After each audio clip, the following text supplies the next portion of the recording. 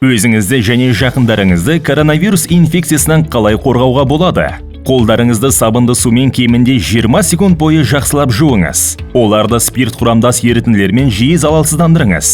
Жуылмаған қолдарыңыз бен аузыңызды, мұрныңызды немесе көзіңізді ұстамаңыз.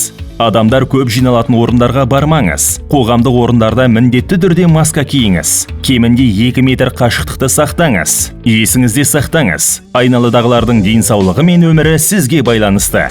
Жөтелу мен түшкіру кезінде аузы мұрныңызды майлықпен жабыңыз.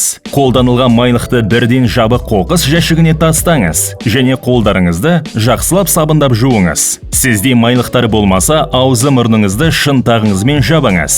Күн сайын жиі жанасатын беттерді залалсыздандыру құралдарымен сүртіңіз. Үй-жайды жиі желдетіңіз. Ылғалды тазалау әрекетін үнемі орындаңыз. Коронавирус инфекциясының кең тараған белгілері: жоғары дене температурасы, құрғақ жөтел, тыныстың тарылуы, сиректеу, дәм мен иіс сезімдерінің жоғалуы, буындар мен бұлшықеттердің ауырсынуы, мұрын бітелуі, бас ауруы, тамақ ауруы, іш өту. Осы белгілердің кез келгені өзіңізде байқалғанда үйде қалыңыз және медициналық көмекке жүгініңіз. Үрейге берілмеңіз және құзыретті дерек көздеріне сеніңіз.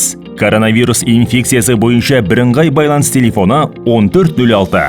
Аман, сау болыңыз.